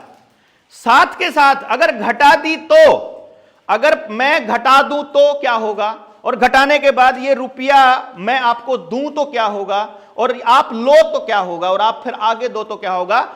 तो आईपीसी के सेक्शन 489, सेक्शन 489, आपने तो वकील साहब देखा ही होगा, हम तो इतना बोलते हैं तो आपने पढ़ा ही होगा। आईपीसी का सेक्शन 489 ABCDE कहता है कि कोई भी व्यक्ति जो वैल्यू को घटाए हुए नोट छापता है या सिक्का बनाता है, किसी को देता है, किसी से लेता है और उसमें ट्रेड करता है, वो आजीवन कारावास तक सजा का भागी है। ये आईपीसी में लिखा हुआ है। हमने इनको लेकर के हम चले गए जी बैंकों में। बेसिकली बैंक के मैनेजर को किसी को इसके बारे में नहीं पता मिला, वो बोले जी हमको तो पता ही नहीं, हमने तो पढ़ा ही नहीं कभी, अब आप तो लिखित में दे दो जी हमको। हमने आरबीआई में फिर अपने 10 रुपए लगा दिए कि हमको हमारे 10 रुपए चाहिए। फिर 10 रुपए का कोई जवाब नहीं आया, हमने फिर 2000 का नोट लगा दिया, क्योंकि 2000 रुपए अगर इस हिसाब से कैलकुलेट करते हैं तो 2000 रुपए में 1554 ग्राम सोना बनता है, 1.5 किलो सोना बनता है इस हिसाब से। तो मैंने आरबीआई में हमने लगभग 200-250 आवेदन लगाए हुए हैं, जिसमें आरबीआई को हमने ये लिखा इशूइंग ब्रांच को कि जी हमारे पास ये 2000 का नोट है या ये 500-500 के 4 नोट हैं, हमें इसके बदले में बैंक नोट नहीं चाहिए, हमें इसके बदले में भारत का रुपया चाहिए, जिसको रुपया बोला जाता है, हमें इसका स्टैंडर्ड चाहिए। आज तक आरबीआई से कोई जवाब नहीं आया है। कॉल आती है जी आके मिल लो, हम कहते हैं जी रिटर्न में दिया हुआ है, रिटर्न में जवाब चाहिए, हमको नहीं मिलना आपसे। हमें यह कह दो कि ये नहीं मिलेगा, आप ये कह दो कि ये गलत है, आप ये कह दो कि ये आप जो कह रहे हो ये जस्टिफाइड नहीं है, हम मान लेंगे, आप लिख कर दे दो जो भी चाहते हो। आरबीआई ने अभी तक कोई जवाब नहीं दिया। फिर हमने एक एग्जाम्पल सेट करने के लिए, फिर हमने टेस्टिंग करने के लिए ये किया, क्योंकि पहले के जो एग्जाम्पल्स थे वो हमारे पास थे, लेकिन उनका कोई कंक्लूजन नहीं था कि जनता में अगर अवेयरनेस फैलानी है तो हमें कुछ एक्सपेरिमेंट्स करके दिखाने पड़ेंगे। मेरी ही टीम का एक बंदा है सुनील, मैं और वो हम गाड़ी में इकट्ठे ट्रैवल किया करते थे उन दिनों समाज को जगाने के लिए। उसके पास लगातार फोन आ रहे थे। मैंने कहा फोन क्यों नहीं उठाता? बोला बैंक वालों के फोन है, मेरी एक किस्त 5 दिन डिले हो रखी है और उनके फोन आने शुरू हो जाते हैं। और मेरे पास ये हथियार पड़ा था। मैंने कहा अगर तू रिस्क लेता हो तो मैं तुझे पहले पूरा समझा देता हूं तूने बैंक वालों को क्या कहना है, और अगर तुझे लगता है कि हम फाइट करने के लिए तू तैयार है तो अपने खुद पे एक्सपेरिमेंट करके देख लेते हैं। तो उसका 27 लाख के टोटल लोन थे। गाड़ी पे लोन था, एमएसएमई का लोन था और पर्सनल और कुछ उसके प्रॉपर्टी को मॉर्गेज रख के उसने लोन लिए हुए थे। तो टोटल 27 लाख रुपया उसने लोन लिया हुआ था। तो हमने जितने भी उसके लोन थे, पंजाब नेशनल बैंक को एक चिट्ठी लिखी, एक आवेदन दिया उसको। हमने उसमें लिखा कि देखो जी, हमने तुमसे 27 लाख रुपए मांगे थे, लेकिन तुमने जो 27 लाख रुपया दिया है, भारत के अंदर 2 तरह का रुपया है, एक वो जिसके पीछे गोल्ड रखा हुआ है और एक वो जिसके पीछे गोल्ड नहीं रखा हुआ है। भारत सरकार ने बिना गोल्ड के रुपया छाप दिया है। तो भारत में बिना स्टैंडर्ड का रुपया छापना कूटकरित रुपया होता है, मतलब जिसको हम डिवैल्यूएटेड रुपया बोलते हैं, वो अपराध है। आईपीसी की ये धारा कहती है और हमारा पेपर करेंसी एक्ट ये कहता है, और ये हम सबूत लगा रहे हैं। हमने उसकी कॉपी लगा के 14 पन्नों के सबूत लगा के हमने अपना आवेदन लगा दिया कि हमको ये बताओ कि आपने जो ये दिया था, ये हमको आपने लीगल मनी दिया था या इलीगल मनी दिया था। Because we must know this money is illegal money, this money is illegal money. Legal money जो इंडिया का रुपया है, जो भारत का रुपया है, उसके बराबर इसकी वैल्यू नहीं है तो ये इलीगल है, उसके बराबर है तो फिर लीगल है। इट्स अ प्रॉमिस कि इसके बदले में अगर उतना ही मिलता है फिर कोई दिक्कत नहीं है। लेकिन इस 5000 में अगर एक मिलेगा, इस 5000 में अगर 5000 रुपए मिलते हैं, फिर ये मतलब इस 500 में अगर हमको 500 मिलते हैं, फिर है ये लीगल मनी। लेकिन कहते ना लीगल टेंडर नहीं रहा। 16 नवंबर को 8 नवंबर 2016 को प्रधानमंत्री ने कहा कि ये 500 और 1000 के नोट कल से लीगल टेंडर नहीं है रात को 12 बजे से, तो ये लीगल टेंडर है। इसे टेंडर, डॉलर पे भी टेंडर लिखा होता है बकायदा। It's a legal tender for all debts and all, जितने भी लेन देन, जितने ड्यूज हैं। अब हमने उसको बैंक को लिखा कि जी इस हिसाब से जो तुम्हारे 27 लाख रुपए बने हैं, इसका टोटल जो मैंने कैलकुलेट किया था वो लगभग 504 रुपए के करीब बनता था बराबर में हमारे, कि असल में तो हमारा जो तुमने 27 लाख रुपए में जितना सामान हमको दिया है, उस सामान की जो भारत के रुपए में वैल्यू है वो 504 रुपए है, आरबीआई का जो पैसा है। क्योंकि मैं आपको अभी तक लगभग 5 लाख रुपया दे चुका हूं, और मैंने जो आपको 5 लाख रुपया दिया है ये लीगल मनी सोच कर दिया है। मुझे नहीं मालूम था कि तुमने मेरे साथ ठगी की हुई है। तो इस 5 लाख में से ये 500 रुपए काटकर मेरा 4,99,000 जो बाकी बचता है वो लीगल मनी के रूप में मुझे वापस करो। हमने ये चिट्ठी लिख दी बैंक को। अब बैंक मैनेजर का फोन आया कि क्या भेजा भाई? उन्हें बोला भाई मैंने जो भेजा है उसका लिखा हुआ, उसमें सब कुछ सबूत दिए हुए हैं, सारे डॉक्यूमेंट दिए हुए हैं। तुम उसका जवाब दे दो। बोला हमारे तो पल्ले नहीं पड़ रहा, तो फिर ऊपर भेज दो। फिर उसने ऊपर भेज दिया। जो रिकवरी वाले एजेंट थे उनके फोन आए, हमने उनको एक बात बोली, मैंने कहा भाई ऐसा है, बैंक वालों को हमने रिटर्न में डॉक्यूमेंट दिया हुआ है, आप उसका रिटर्न में हमको सेटिस्फैक्टरी जवाब दे दो और हमसे पैसे सारे जो बकाया है ले लो, और जो हमारे बकाया है तो हमको दे दो और तुम्हारे बकाया तो हमसे ले लो। जब हमने ये कहा, आप अज्यूम नहीं करेंगे, आप ट्रस्ट कीजिए, जो मैं बोल रहा हूं इट्स नॉट मतलब एनीथिंग लाइक हवा में। लगभग 1000 लोगों के आवेदन लगा चुके हैं हम अभी तक, पिछले 1 साल में 1000 लोगों के आवेदन लगा चुके हैं, जिसमें लोन लिया। कुछ एक्सपेरिमेंट किए थे शुरू में हमने, फिर हमने इनवाइट किया गांव गांव जाकर के कि देखो जो चुकता कर पा रहा है अपना चुकता कीजिए, लोन जितना चुकता कर पा रहे हो। जिसका घर नीलाम होने वाला है या जिसका घर नीलाम हो चुका है वो दस्तावेज लगा दो। आप यकीन मानिए आज तक बैंक ने एक भी आवेदन का और हमारे सवाल का जवाब नहीं दिया है जो हमने पूछा है। क्या वसूली प्रक्रिया? वसूली प्रक्रिया के लिए वसूली प्रक्रिया के लिए इन्होंने 2 गेम खेले। अगर ये जाते हैं हाई कोर्ट में या सुप्रीम कोर्ट में, तो हाई कोर्ट या सुप्रीम कोर्ट को चलना पड़ेगा लॉ ऑफ द लैंड के हिसाब से या फिर नेचुरल लॉ के हिसाब से, जस्टिस के हिसाब से। वहां पर बैंक फंसता है, तो इससे बाईपास करने के लिए उन्होंने बना दिया डेब्ट रिकवरी ट्रिब्यूनल। जैसे नेचुरल लॉ को डिफेंड करने के लिए, हमारी व्हीकल्स को कबाड़ बनाने के लिए उन्होंने बना दिया नेशनल ग्रीन ट्रिब्यूनल। जैसे कोर्ट को बाईपास करने के लिए एनजीटी बनाया। जितने ट्रिब्यूनल हैं, चाहे कंपनी लॉ ट्रिब्यूनल है इंडिया का, चाहे ये डीआरटी है, इस डीआरटी में ही वो जाते हैं और डीआरटी में नियम हैं, वहां लॉ नहीं है, और सारे नियम बैंक की वसूली के हिसाब से हैं। फिर रिकवरी के लिए उन्होंने इलीगल 2 कानून और बनाए हैं, जो कॉइनेज एक्ट 2011 और एक सरफेसी एक्ट। सरफेसी एक्ट के तहत वो नोटिस भेजते हैं, फिर अगला नोटिस भेजते हैं, फिर अगला नोटिस भेजते हैं। सरफेसी एक्ट में फिर वो कब्जा करते हैं, मतलब फटाफट कब्जा करते हैं 2-3 महीने के अंदर अंदर। हमारा आवेदन लगने के बाद तो इतने फास्ट हो जाते हैं, मतलब ये सोचते हैं कि आज ही कर लें कब्जा। फिर हम जो डीएम है, जो डीसी है, हम उसको चिट्ठी लिख देते हैं कि जी आपके पास बैंक आएगा फोर्स मांगने के लिए, आप पहले हमसे हमारे सवालों के जवाब दिलवा देना उनसे और फिर रिकवरी करवा लेना। तो अभी तक लगभग 250-300 लोग जिनके घरों पे बैंकों ने ताले लगा रखे थे, हमने ताले तोड़कर अंदर डाल दिया और हमने बोला हमारे ऊपर मुकदमा दर्ज करो कि हम रुपए को फर्जी बोलते हैं। हमारे ऊपर कोई मुकदमा ही नहीं करता, कोई एफआईआर ही नहीं कर रहा। हम कह रहे हैं हमारे कोई ये लाइन बोल के हमको जवाब दो। जब मतलब दुनिया जहान के आरोप उल जुलूल लगा रहे हैं, जैसे किसानों के ऊपर 307 लगा दी, एनएसए लगा दी, ऐसा करके कर रहे हैं, वो सब लगाते हैं, लेकिन ये नहीं लिखते हैं कि ये रुपए को फर्जी बोल रहे हैं। इसका मतलब है 27 लाख लेने के बाद मैं केवल 504 रुपए वापस कर दूं? 27 लाख दिए हैं तो 27 लाख दीजिए। अगर 504 के बराबर का ही सामान दिया तो 504 ही देने बनते हैं। सिद्धांत ये कहता है।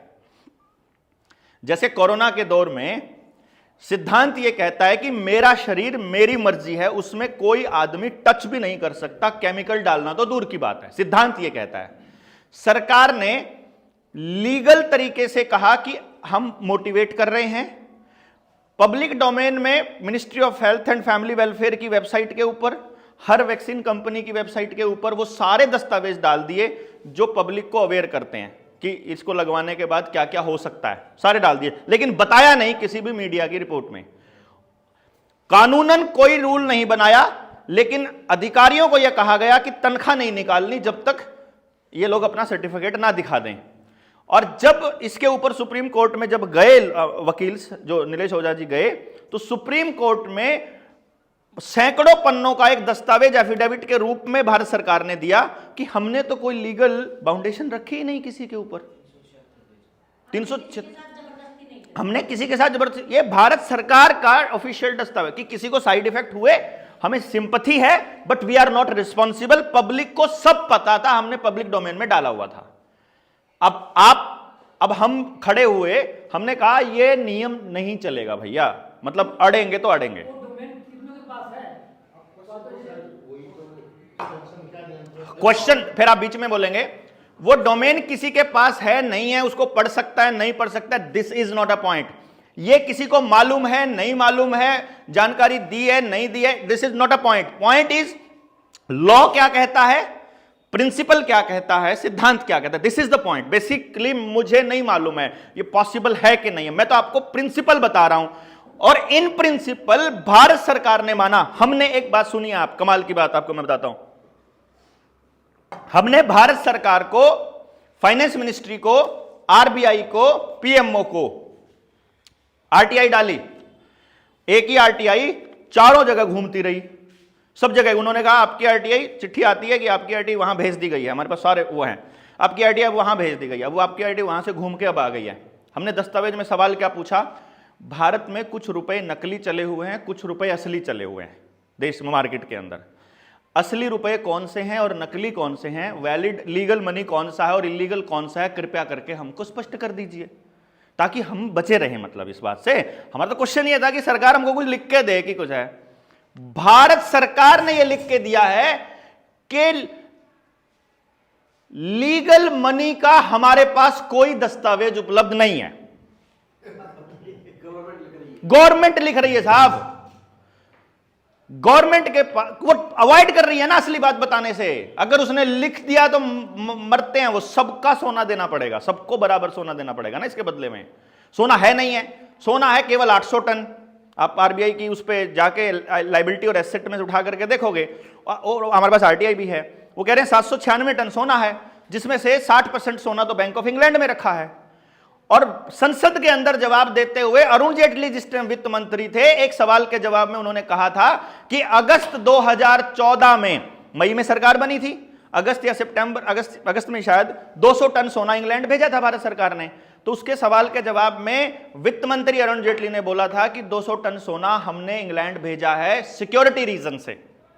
दिस वाज द आंसर, और वो हमको दिया हुआ उन्होंने, मतलब वो आरबीआई के पास यहां भी नहीं है। अब मैं जब दस्तावेज कैलकुलेट करते हैं कि जो 800 टन सोना है, ये 800 टन सोने की कीमत क्या बनती है, तो 800 टन सोने की कीमत बनती है 4.8 लाख करोड़। यानी कि अगर इस देश की आरबीआई के पास इतना गोल्ड रखा है और वो यहीं रखा है भारत में, जो देने के लिए बाध्य है, तो इतने रुपए के करेंसी नोट और इतना सर्कुलेशन तक तो ठीक है, इससे ऊपर का जितना नोट है वो सारा का सारा फर्जी है। और टोटल जो नोट हैं इस टाइम चलन में वो 34 लाख करोड़ के हैं। इसका मतलब है 29.2 लाख करोड़ जो करेंसी है, इट्स अ फेक करेंसी। और ये हम सरेआम बोलते हैं, सड़कों पे बोलते हैं, गांव में जाकर बोलते हैं और बताते हैं, बैंकों को लिख कर दिया है, आरबीआई को लिख कर दिया है, सरकार को लिख कर दिया है, और सरकार चुप है, ना हमारे ऊपर कोई कार्रवाई करती है, ना आकर हमसे बात करे। वो कहते मिल लो। अब मैं मिलने चला गया, एक 6 करोड़ का केस था किसी दोस्त का, हमने आवेदन लगा दिया। मैंने कहा लगा आवेदन, और पहले तो हमने बोला, जिस टाइम पे बोला उस टाइम तो बोला ना भाई बेइज्जती हो जाएगी। तो मैंने कहा ठीक है दे फिर। अब महीने का 12 लाख रुपया किस्तें दे रहा था। अब वो लोग कोरोना में डूब गया, सारा खेल बिगड़ गया स्कूल का मालिक। अब स्कूल में बच्चे चले गए, ऑनलाइन के चक्कर में बुट गए। अब आधे बच्चे रह गए, सैलरी भी नहीं दे पा रहा है, और इंस्टॉलमेंट भी नहीं दे पा रहा है। 7-8 महीने में बिल्कुल ऐसा हो गया कि जिनसे ले सकता था ले लिया, अब देने को कुछ नहीं बचा। अब आ गए वो हमारे पास, हमने फिर लगा दिया आवेदन। आवेदन लगाने के बाद में यूनियन बैंक ऑफ इंडिया का केस था। मैनेजर उसको बोल रहा है जी नीलामी हो जाएगी। हमने कहा कर लो, नीलामी कर लो, ये स्कूल पड़ा है, जमीन पड़ी है, तुम्हारी हिम्मत है तो कर लो। बिना सवालों के जवाब दिए आ गए तो टांगे तोड़ देंगे, हमने बोल दिया मैनेजर को। अब वो सवालों के जवाब देना, तो हमने फिर उन्होंने फिर क्या किया, डीआरटी में चले गए वो। मैंने कहा उनको बोलो डीआरटी नहीं जाना, हमको हाईकोर्ट जाना है, हम हाईकोर्ट में रखना चाहते हैं, हम कोर्ट में रखना चाहते हैं, हम डीआरटी में अपना पक्ष। डीआरटी तो नियम कह रहा है कि तुमने लिए हैं तुम दे दो। अरे तुमने दिया क्या है वो तो बता दो पहले। मतलब तुम कह रहे हो ये सोने का गिलास दिया है, मैं कह रहा हूं तुम प्रूव कर दो कि ये सोने का, तुम लिख कर ही दे दो कि मैंने सोने का गिलास, तुम वो लिख कर भी नहीं दे रहा। अब फिर मीटिंग बुलाई, मेरे पास फोन आया कि भाई साहब मैनेजर बुला रहा है। मैंने कहा क्या बोल रहा है? वो कह रहा है जी हमारा जीएम मिलना चाहता है, जनरल मैनेजर। और जो जोनल मैनेजर है वो मिलना चाहते हैं। तो दिल्ली में उनकी ब्रांच थी, जो जीएम थी, तो जीएम आया हुआ था दिल्ली में, मेरे को बुला लिया, हम दोनों चले गए। जीएम बैठा है, 4-7 वो जोनल मैनेजर बैठे हैं जो पूरे जोन्स हैं पूरे इंडिया इसके अपने एरिया के, और जो वहाँ का बैंक मैनेजर है जिसने लोन दिया हुआ था वो, और 2-3 मैनेजर और बैठे हुए हैं। ऐसे ही बैठे थे वो उसके ऑफिस में। तो जीएम साहब हमको बोलते हैं कि आप लोगों को क्यों बहका रहे हो। मैंने कहा बता दीजिए मैं कैसे बहका रहा हूं। वो बोला आपने पैसा लिया कि नहीं लिया। मैंने कहा मैंने पैसा मांगा, मेरे दोस्त ने पैसा मांगा आपसे, आपने पैसा नहीं दिया, आपने डिजिट ट्रांसफर करे खाली, आपने कोई पैसा नहीं दिया। आपके बैंक में अगर मैं पैसा छोड़िए, रुपया छोड़िए, मैं बैंक नोट भी लेने जाता हूं तो बैंक वाले कहते हैं है ही नहीं है कैश। वो कहते हैं ट्रांजैक्शन करा लो, ऑनलाइन करा लो, कैश वो करा लो, आपके पास रुपया है ही नहीं। जिसने लिया हुआ उसके पास भी नहीं है, जो दे रहा उसके पास भी नहीं है, जहां जमा उसके पास भी नहीं, तो वो है कहां रुपया, है ही नहीं है वो रुपया। बेसिकली वो डिजिट्स में तुमने छाप दिया। तुमने तो क्या किया, डिजिट ट्रांसफर करे और प्रॉपर्टी अपने नाम लिखवा ली बेसिकली। तो ये है फर्जी चीज।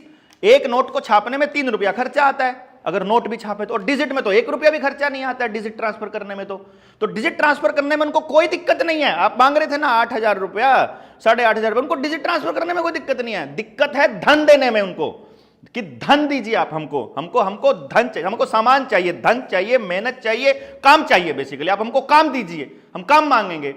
असली तो मेहनत है ना, असली धन तो काम है असली मेहनत जो। अब वो कहते हैं कि आपको घर बैठे मिलेगा फ्री में फ्री की चीज मिलेगी, लगेगा कि आपको धन मिल रहा है। तो मैंने बोला जी आपने तो डिजिट ट्रांसफर किए हैं।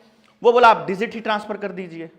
तो मैंने कहा दीजिए इस कंप्यूटर का मुंह इधर करो, मेरी तरफ अभी करता हूं मैं, दो मुझे पासवर्ड अभी करता हूं। जिसके पास हैंडल है वो कर देगा। प्रॉपर्टी हैंडल से नहीं चलती है ना, डिजिट से नहीं चलती, वो प्रॉपर्टी असली है, जमीन है, वो उत्पादन दे रही है, वहां पे बिल्डिंग है।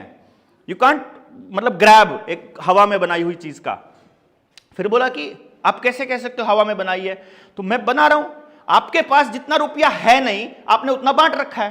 बोला कैसे। मैंने कहा पेपर करेंसी कितनी है टोटल इंडिया में, आरबीआई की खोल के साइट देखो, खोलकर देखी पेपर करेंसी है जी 34 लाख करोड़। जिस दिन मैं उसके पास था वहां पर, उस दिन इस देश के अंदर, जिस दिन मैं था, जिस दिन की मैं बात बता रहा हूं, उस दिन इस देश के अंदर 156 लाख करोड़ का कर्जा था। यानी बैंकों के पास पूरे भारत में जितना रुपया है वो 34 लाख करोड़ है सिर्फ। 34 लाख करोड़, यानी सारे लोग अपनी सारा पैसा जमा करा के बैंक में जमा करा देते हैं तो 34 लाख करोड़ से ऊपर नहीं जाएगा। तो वो बाकी कहां से आया है। यानी मैंने आपको 100 रुपया दे दिया, 1 साल के लिए दे दिया, और मैंने कहा 10% ब्याज लूंगा। अगर आपके पास उससे आगे रुपया ना हो, किसी और से बाहर से अगर रुपया ना आता हो, तो आप वो 10% कहां से दोगे। वो जो 10 ब्याज है वो कहां से दोगे। अब मैं क्या खेल खेलता हूं, बैंक क्या खेल खेलता है, 100 करोड़ छाप दिया, किसानों को बांट दिया। अब ये किसान को गाड़ी के नाम पे लोन जैसा मर्जी ले लो आप, मतलब अब तो आधार कार्ड पे ले लो 10,000 का लोन, रिक्शा पे ले लो, रेडी पे ले लो 15,000 का, जिस पे मर्जी ले लो। अब लोन ले लिया, ये पहली किस्त आई मेरे पास, ये पहली किस्त आई, इसको फिर चढ़ा है, आप कुछ फिर ले लो। अब ये जितना पैसा पहली किस्त में आया इसको फिर लोन पे दे देते हैं। अब वो जो पहली किस्त में आया, किसी ने हाउस लोन लिया आप में से, हाउस लोन लिया कितने लाख का, 20 लाख। कितने साल पहले लिया था, 8 साल। आपको 8 मिनट एक्स्ट्रा दिए जाते हैं, उसमें सवाल जवाब। ठीक है। देखिए अगर आपको लगता है कि it's a wastage of time तो हम नहीं, हम नहीं होगा। जो चीज जितना टाइम लगेगा, देखिए पौधे में आप जितना मर्जी पानी डाल लो वो अपने टाइम पर बड़ा होगा। मैंने वेस्ट किया अभी तक टाइम, ठीक है मैं 8 मिनट में करता हूं खत्म। कुछ लोग तो कुछ कह रहे थे, तो मुझे आपका टॉपिक बताया, इंटरेस्टिंग टॉपिक है, मैं अच्छी तरह समझता हूं, है ना। तो मैंने क्या आते कि मैं कोई बात नहीं, मैं 8 मिनट में करता हूं। आप मेरे 1 मिनट खराब ना करो। मेरा 1 मिनट क्यों खराब कर रहे हो आप। ये आपने टेलर दिखा दिया। हाँ, अब इसके ऊपर पूरा दिन लेंगे। हाँ ट्रेलर, ठीक है। तो अब हमने क्या किया कि 20 लाख का लोन लिया, 6 साल हो गए आपको। अभी बैंक में जाकर पता करना, आपका 18-19 लाख अभी भी पेंडिंग ही होगा। हैं, मोटी किस्तें दे दी थी बीच में। लेकिन अगर किसी भाई ने लिया हो, आपको पता चलेगा पहले 4-5 साल में बैंक जवाब क्या देता है कि हम पहले ब्याज लेते हैं, मूलधन तो बाद में शुरू होता है। यानी कि इसका मतलब क्या हुआ कि आप लोगों की जो पहली किस्त आई, दैट इज नॉट वो मनी जो बैंक ने आपको दिया था, वो मनी जो उन्होंने सिर्फ लेजर में लिखा हुआ है, इट्स नॉट एनीवेयर, वो पैसा कहीं नहीं है। ब्याज सिर्फ कॉपी में चढ़ाया जाता है, ब्याज छापा नहीं जाता। ब्याज छापना इल्लीगल है भारत के कानून में। तो ब्याज अगर छपा नहीं है तो वो पैसा कहीं है नहीं है। तो वो आपसे किस्त लेकर के मैंने अगले किसान को अगर वो दे दिया है तो वो कुछ है नहीं है जो मैंने दिया है उसको। पॉइंट समझ रहे हो आप? यानी कि जो कुछ है ही नहीं है वो मैंने दे दिया है और बदले में उसकी प्रॉपर्टी नाम लिखवा लिया है। अब वो वापस आएगा ही नहीं क्योंकि वो है ही नहीं है कहीं पर। तो 134 लाख करोड़ में से 156 लाख करोड़ रुपया लोन दे रखा है, तो है 34 लाख। तो जब जमा होगा तो सिर्फ 34 ही होगा। इसका मतलब 122 लाख करोड़ की प्रॉपर्टी जब्त होना तय है। और ये 6 महीने पहले की बात बता रहा हूं, आज के टाइम पर 205 लाख करोड़ का हो चुका है ये लोन, और करेंसी उतनी है। Got it? ब्याज आ रहा है, दिया जा रहा है, प्रॉपर्टी नाम कराई जा रही है। ब्याज आ रहा है, केसीसी बनाया जा रहा है, प्रॉपर्टी नाम कराई जा रही है। ब्याज आ रहा है, ब्याज ब्याज पे। बंदा क्या करे? अभी बताऊंगा, चाहिए ना मुझे। देखिए अभी बताऊंगा आपको। लोन नहीं चाहिए आपको? नहीं चाहिए। तो ये प्रॉपर्टी जब्त होना तय है। इसीलिए आपके गांव के अंदर आपकी सारी जमीन केसीसी पर बैंकों में जा चुकी है। हर गांव में, आप किसी भी स्टेट से बिलोंग करते हो, आपकी व्यक्ति, हाँ हर घर में आपके मकान केसीसी पे लोन पे जा चुके हैं, आपकी गाड़ियां जा चुकी हैं, ट्रैक्टर जा चुके हैं, डंगर जा चुके हैं, आप खुद भी आधार कार्ड पे लोन ले चुके हो। मतलब जो गरीब आदमी है जिसके पास कोई प्रॉपर्टी कुछ भी नहीं है, वो आधार पे ले चुका है। मतलब एवरीबडी इज अंडर डेप्ट। और अब आ रहा है, पहले था सिबिल स्कोर, उसको बनाया इन्होंने क्रेडिट स्कोर, और अब आ रहा है सोशल क्रेडिट स्कोर। और पहले इसका नाम था रुपया, अब इसका नाम बदल रहे हैं ई रुपया। ई रुपया नाम होते ही डिजिटल करेंसी पूरी तरह से, सीबीडीसी पूरी तरह से आते ही, सेंट्रल बैंक डिजिटल करेंसी आते ही करेंसी का नाम हो जाएगा ई रुपया। और ई रुपया के बदले में अपना स्टैंडर्ड नहीं मांग सकते आप। यानी कि जैसे ही ये मोहर 10 से 15 की हुई, अब ये 0 की हो जाएगी। यानी आपके पुरखों ने जितनी मेहनत करके जो प्रॉपर्टी आज तक बनाई है, वो जैसे ही सीबीडीसी आएगी, इसकी वैल्यू 0। अभी पूरी तरह से लागू नहीं है। अभी कैश थोड़ा हमारे हाथों में है, अभी गोल्ड हमारे हाथों में है, अभी हमारे घरों में गोल्ड पड़ा हुआ है। आने वाले टाइम में जिस तरह से एग्जीक्यूटिव ऑर्डर 1934 आया था अमेरिका के अंदर कि आप इतने ग्राम से ऊपर गोल्ड नहीं रख सकते, वो कानून इंडिया में आ चुका है कि आप इतने ग्राम से ज्यादा, इतने तोले से फालतू नहीं रख सकते हो, वो आ चुका है। और अभी आने वाले वक्त में और कम होगी इसकी वैल्यू, कि इतना गोल्ड ना किसी मंदिर के पास होगा, ना किसी घर में होगा, ना कुछ होगा। वो गोल्ड खत्म होके, धातु कोई नहीं छोड़ी है, आपके घर में लोहा भी नहीं छोड़ा है। वो मूर्ति जो बनाने के नाम पर आपके घर का लोहा भी ले गए। वो किसान के पास लोहा नहीं है, फाइबर बचा हुआ है सारा का सारा, जो भी यूज करता है, या फिर वो डेक चून वाले है। सारे इंजन खत्म, सारे लोहे के आइटम खत्म। जो लोहे की आइटम है वो पुरानी गाड़ियां हैं। लोगों को पता है कि अपनी रक्षा करने के लिए जब ये राक्षस जब घरों पे अटैक करेंगे तो लोग इस लोहे को पिघला कर हथियार बना सकते हैं, इसलिए उन लोहे की गाड़ियों को कबाड़ बना रहे हैं ये। मतलब जो जिसको हम आने वाले टाइम में यूज कर सके, ऐसा कुछ नहीं बचा है। रीयूजेबल सारी आइटम्स हमको दी जा रही हैं जो कंपनी पे वेस्ट होंगी बेसिकली। तो यानी कि हमारा टोटल डिपेंडेंसी धीरे धीरे धीरे वो लेकर के जा रहे हैं। अब हमारी लड़ाई ये थी, हमने बेसिकली क्या है, 1000 लोगों ने आवेदन दिया, लगभग 1000 प्लस हो चुके हैं। किसी भी आवेदन का बैंक ने जवाब नहीं दिया। फिर हमने आरटीआई लगाई कि हमारा जवाब दे दो, उस आरटीआई का भी जवाब नहीं आया। जो हमने सवाल पूछे उसका कोई जवाब नहीं आया। वो जवाब क्या देते हैं, सिर्फ इतना जवाब लिखते हैं, तुमने पैसे लिए थे, तुमने एग्रीमेंट किया था, हमको पैसे वापस चाहिए, बस इतना लिखते हैं वो। हमने कहा क्वेश्चन का 1 to 1 जवाब दीजिए। ये लीगल मनी है कि इलीगल है? लीगल है तो कैसे? अब वो जो बैंक मैनेजर वाली बात बता के खत्म करता हूं भाई साहब, फिर उसके बाद डन करते हैं फिर आपके सवाल। मैंने बैंक मैनेजर ने जब ये डिजिट वाली बात कही, अगला स्टेप बैंक मैनेजर ने बोला ये बात तो भाई आता है। मैंने कहा फिर आप नकली नोट बोल रहे हो? मैंने कहा हाँ बोल रहा हूँ नकली नोट। बोलते हैं कि कैसे? मैंने कहा ये जो नोट लिखा हुआ है इसकी किसकी गारंटी है? बोला सेंट्रल गवर्नमेंट की। सेंट्रल गवर्नमेंट क्या है इंडिया में? कानून जानने वाले लोग, अगर कोई ये बैठे हुए हैं, कानून जानने वाले लोगों को मालूम है। बहुत बड़ा वकील है यहाँ का। बस फिर बस हाँ, लॉ करी है। तो मैं आपको बता दूं, भारत सरकार के 3 नाम हैं। पासपोर्ट के ऊपर लिखा जाता है रिपब्लिक ऑफ इंडिया, कोर्ट में जब आप जाते हो तो लिखा जाता है यूनियन ऑफ इंडिया, और दस्तावेजों में जब ऑर्डर आते हैं तो लिखा जाता है गवर्नमेंट ऑफ इंडिया। इसके अलावा भारत सरकार का कोई नाम लीगली नहीं है, ना संविधान में है, ना कहीं किसी कानून की किताब में है। तो सेंट्रल गवर्नमेंट क्या है, जब आरबीआई एक्ट के अंडर 1934 में आरबीआई बना था, उस टाइम पे भारत में अंग्रेजों की सरकार थी और पार्लियामेंट ऑफ इंग्लैंड को ही सेंट्रल गवर्नमेंट बोला जाता था। इसी की गारंटी का ये नोट है, पहला स्टेप। दूसरा स्टेप, इस नोट पर गारंटी सेंट्रल गवर्नमेंट की है। दूसरा, ये रिजर्व बैंक का है और रिजर्व बैंक भारत का नहीं है, सरकारी नहीं है, ये ऑलरेडी मद्रास हाईकोर्ट ने बोल चुका है। तीसरा सबूत, इसके ऊपर जो लिखा हुआ एफिडेविट है गवर्नर का, वो आपने चेंज किया है, जो कि इलीगल है, इलीगल मनी है इसका मतलब, अगर आपने इलीगल ये चेंज किया हुआ है, और ये हमको आरबीआई ने लिख कर दिया हुआ है, सर्टिफाइड कॉपी, आज तक किसी के पास वो नहीं है, इसका मतलब ये इलीगल मनी है। अगर आपने उसको चेंज कर दिया तो वो इलीगल हो गया, इलीगल हो गया तो ये मनी इलीगल हो गया, ये मनी इलीगल है। और मैंने ऐसे करके 3-4 और मैंने सबूत उनको दे दिए। मैंने कहा नहीं है तो बताओ। फिर मैंने कहा चौथा सबूत, अगर इसके पीछे गोल्ड नहीं है, अगर मुझे इसके बदले सोना नहीं मिल सकता, जो कि हमारा स्टैंडर्ड है, तो भी ये इलीगल है। उसका अगला जवाब था, डॉक्टर साहब आपको शायद पता नहीं है, भारत सरकार ने गोल्ड स्टैंडर्ड खत्म कर दिया। मैंने कहा पहली बात, कोई सरकार मानक खत्म नहीं कर सकती, स्टैंडर्ड को खत्म नहीं किया जाता डॉक्टर साहब, चाहे कितना ही मतलब आज जो हमारा इंसान होने का जो स्टैंडर्ड है, जो मेरा लड़का होने का स्टैंडर्ड है और जो लड़की होने का स्टैंडर्ड है, कोई चुनी हुई सरकार दुनिया का कितना ही ताकतवर तानाशाह स्टैंडर्ड नहीं बदल सकता। लड़के का लड़की नहीं थोड़ी हो जाएगा, कल से रात 12 बजे से ये जो खड़ा है यहां पे देवेंद्र, ये कल से लड़की बोला जाएगा, ऐसा थोड़ी हो जाएगा।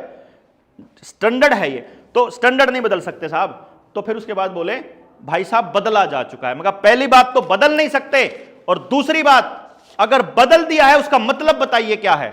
मैंने मैनेजर से यही पूछा जी, जोनल मैनेजर, मैं कहा जी रिक्वेस्ट है हाथ जोड़कर, अगर आपने गोल्ड स्टैंडर्ड खत्म कर दिया है तो इसका मतलब बता सकते हैं? बोले इसका मतलब यह है कि सरकार अब नोट छाप सकती है बिना गोल्ड रखे। इसका यह भी मतलब है कि सरकार जितने मर्जी नोट छाप सकती है बिना नोट बदले? बोला हां। मैं कितने भी छाप सकती है? बोला हां। मैंने कहा फिर एक काम करो ना, जो हमसे लेने वो भी छाप लो। जब आप जितने मर्जी छाप सकते हो बिना किसी चीज को रखे और बिना किसी स्टैंडर्ड के, तो जो हमसे लेना है वो भी छाप लो यार, बात खत्म करो। क्यों चटमटा? हाँ वही तो कह रहा हूं, अब छाप लो। आपके पास पेपर चाहिए आपको, हमको हम दे देंगे खरीद खरीद के, पेपर चाहिए ना। अब हमने जब इस बात को दिया तो गांव वालों को जब हम समझाते हैं कि आपकी पूंजी को खत्म, ये जो नोट अनलिमिटेड नोट छापकर आपकी पूंजी कैसे खत्म की जाती है, सिर्फ 1 सेकंड 60 मिनट्स। टमाटर के व्यापारी ने टमाटर बोया, 60 सेकंड, हाँ। टमाटर के व्यापारी ने टमाटर बोया, 1 क्विंटल, मैं 1 क्विंटल एग्जांपल लूंगा ताकि फटाक से सबको समझ आ जाएगा, आपको तो खिजाना तो समझ। 1 क्विंटल टमाटर बेचा 5 रुपए, मैक्सिमम रेट अब की बार टमाटर का 5 रुपए गया किसान के लिए। 1 क्विंटल टमाटर कितने का बिका? 500 रुपए का। ठीक है जी, उसने 500 रुपए ले आया, पत्नी को दिए, पत्नी पकड़ो, कल को जरूरत पड़ेगी सामान लेकर आएंगे। बाय चांस पत्नी ने कह दिया मैं तो सत्यनारायण की कथा कहलवाऊंगी और भोजन खिलाऊंगी अपने यार दोस्तों को और किटी पार्टी करूंगी। हलवाई बुला लिया, हलवाई ने उसमें लिख दिया कि जी, अब क्या हुआ कि नोट छाप लिए सरकार ने, छाप के अडानी को ट्रांसफर कर दिए, 1 लाख करोड़ रुपया जाओ लोन ले लो। उसने 1 लाख करोड़ से जितना टमाटर मार्केट में था वो सारा साइलोज में पहुंचा दिया, साइलोज में जमा हो गया। तब तक मार्केट में रेट बढ़ गए, मैक्सिमम टमाटर आप लोगों ने 250 रुपए तक खरीदा है अब की बार। ठीक है, अब जिस टाइम पे 250 रुपए रेट है, उस टाइम पे उसके किसान के घर में शादी हो जाए या कोई काम हो जाए और हलवाई कहीं टमाटर ले आना पड़ेगा, उसी 500 रुपए में कितना आएगा जी? 2 किलो। 100 किलो टमाटर का 2 किलो हो गया। हाँ, ये डिवैल्यूएटेड रुपए को करने का ये वैल्यू है। तो आप लोग जब गेहूं, आप लोग कुछ भी खरीदोगे, कुछ भी खरीदोगे, कपड़ा खरीदोगे, सामान खरीदोगे, हर चीज में, हर खरीद में आपका शोषण होगा अगर बिना मर्जी का, बिना स्टैंडर्ड का रुपया छाप दिया जाएगा, और हर व्यक्ति का होगा। एवरीबॉडी विल बी एक्सप्लॉइटेड है। हाँ, जीव, हर प्रकृति के हर जीव का होगा। तो दिस इज ऑल इससे आपको अगर समझ में आया, हमने प्रैक्टिकल किया है, सरकार हार चुकी है।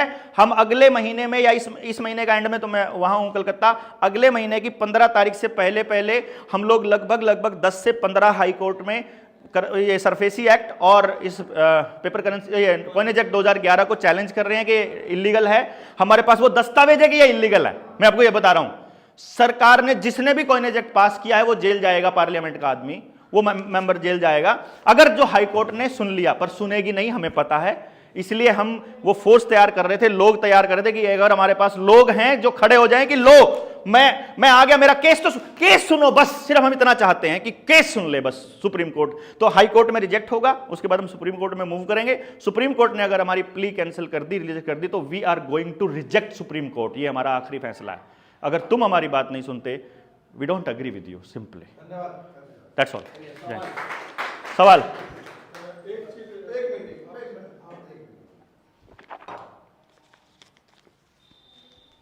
आपने, ये आपका विषय है और लोगों को इसको जानकारी नहीं है। जैसे कि मैं जानता हूँ कि आप इस विषय के बहुत अच्छे भविष्य रख सकते हैं, तो रखा भी आपने, पर हमारे पास समय की मर्यादा है, उसके लिए मैं माफी चाहता हूं। कोई दिक्कत नहीं। पर ये टेलर था। हाँ, इन मुद्दों पे, ये मुद्दे अभी रहते हैं। 3-4 दिन की क्लास बड़ी गंभीर चलती है, 400-500 लोग उसमें बैठते हैं और बड़ी मेहनत कर रहे हैं। तो मैं अब चाहूँगा कि मधुसूदन जी और विक्रांत जी इस विषय में कुछ नहीं, सवाल औरों के भी हैं। आप मेरी बात को सुने, वो मेरा काम मेरे को छोड़ जाएगा, नो नीड बीच में, ये तो आगे चलाओ, जो मुझे लगता है जिसकी क्या उपयोगिता मुझे अपने ढंग से पूछ लेते हैं। मधुसूदन जी और विक्रांत जी दोनों को 5-5 मिनट दे रहा हूँ। इस विषय में कुछ कहना है, कुछ बात करनी है, पूछना है, मेरी तो मुझे बहुत ज़्यादा समझ में नहीं आया। तो मैं तो बल्कि बैठक जिस उद्देश्य को लेकर रखी गई उसमें तो ऐसा लगता है कि ये विषय था ही नहीं और ये अचानक से आ गया। ठीक है, तो कोई बात नहीं, मतलब मैं इस बारे में ठीक है। हाँ जी, क्या विचार कुछ कहना है? मैं एक बात कहना चाहता हूँ देवेंद्र जी, इन्हें दे दो माइक, ये लगा दो। ये देखिए, ये माइक है ये? हाँ, लगा दो बस, ऐसे लगा दो। हेलो हेलो, लगा देंगे बस। हाँ, लगा है बस, आप लगा दीजिए। मेरा ये कहना है देवेंद्र जी कि असहमति का एक स्पेस होता है, तो मैं जिस तरह से अपनी असहमति प्रकट करूंगा उससे आप बुरा ना मानना। ना नहीं, आप रखिए ना। देखिए, एक फेक इल्यूजन्स बनाए जाते हैं, कभी कभी हम उसका शिकार होते हैं। मेरी उम्र 47 है, मैं एक वकील भी हूँ। मैं अपने बहुत सारे परिचय समाज को बताता नहीं हूँ, इन्होंने कह दिया वकील हूँ तो मैंने कहा चलो बता देता हूँ। और हम उसका शिकार होते हैं, बहुत मासूमियत के साथ शिकार हो जाते हैं। हम अक्सर कुछ ऐसे सवालों के साथ निरंतर समाज के सामने संवाद करते रहते हैं, सरकार के साथ करते हैं, RTI, हाई कोर्ट की पिटीशन, फलाना ढिकराना ट्रिब्यूनल, NGT वगैरह वगैरह वगैरह वगैरह। जिस तरीके से आपने चीज़ों को प्रस्तुत किया, मेरे को ये लगता है कि आपके खुद के कंसेप्ट्स क्लियर नहीं हैं।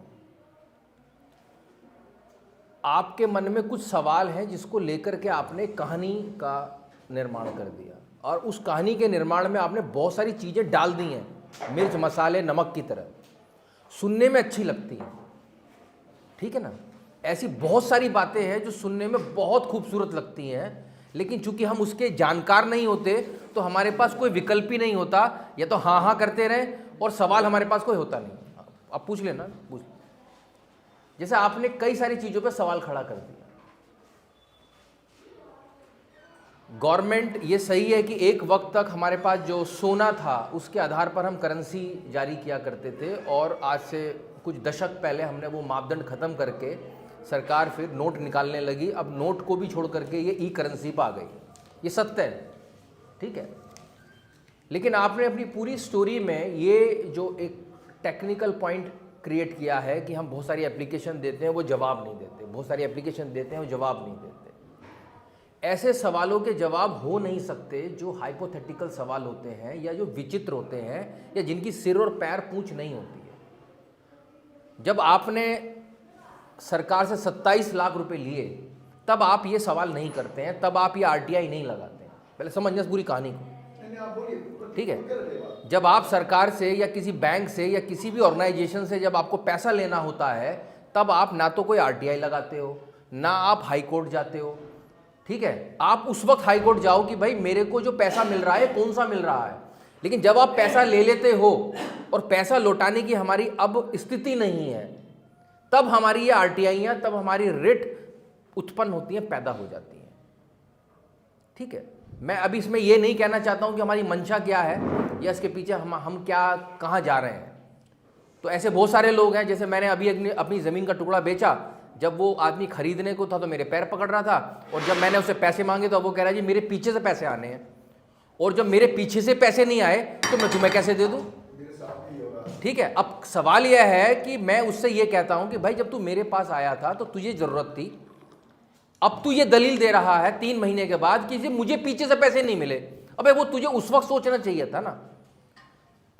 अब जैसे आपने ये एक बताया कि ट्रिब्यूनल बना दिया गया, डीआरटी या एनजीटी, बहुत खूबसूरत चीज़ें बनी, ठीक है। मैं एनजीटी में मैंने 24-25 मुकदमे फाइल किए। पहले हमारी पिटीशंस हाई कोर्ट और सुप्रीम कोर्ट, जो आपने यहाँ सदन के सामने रखी है प्रॉब्लम, हाई कोर्ट और सुप्रीम कोर्ट के जजेस की एक लिमिटेशन होती है। इकोनॉमिक एक्टिविटी देश में बढ़ रही है, बहुत सारी और गतिविधियां बढ़ रही हैं, लोगों के अंदर अवेयरनेस लेवल बढ़ रही है। हो सकता है आने वाले समय में कुत्ते के ऊपर भी एक कुत्ता काट लेता है, कुत्ता सोसाइटियों में भौंकते हैं और कुत्ते को लेकर के राइट होते हैं, इसको लेकर के भी ट्रिब्यूनल बन जाए। क्योंकि जैसे जैसे हमारी अवेयरनेस, जैसे जैसे हमारे राइट्स बढ़ेंगे, वैसे वैसे सरकार को उसके समाधान के लिए व्यवस्थाएं क्रिएट करनी पड़ेगी। तो नेशनल ग्रीन ट्रिब्यूनल का 2013 में निर्माण हुआ था, क्योंकि एनवायरमेंट क्राइसिस, एनवायरमेंट अवेयरनेस आई, सुप्रीम कोर्ट के पास लोग पहुंचने लगे। सुप्रीम कोर्ट ने कहा कि हमारे पास पहले से ही पेंडेंसी बहुत ज़्यादा है, तो सरकार एक ट्रिब्यूनल बना दे। ऐसी डीआरटी, अब देश के अंदर जब इकोनॉमी आपने खोल दी, जो journal agreement trade and transport हुआ, आपने इकोनॉमी को खोल दिया, यहाँ लोग पैसा ले रहे हैं, लोन ले रहे हैं, कर्जा ले रहे हैं, बहुत सारी बातें हैं।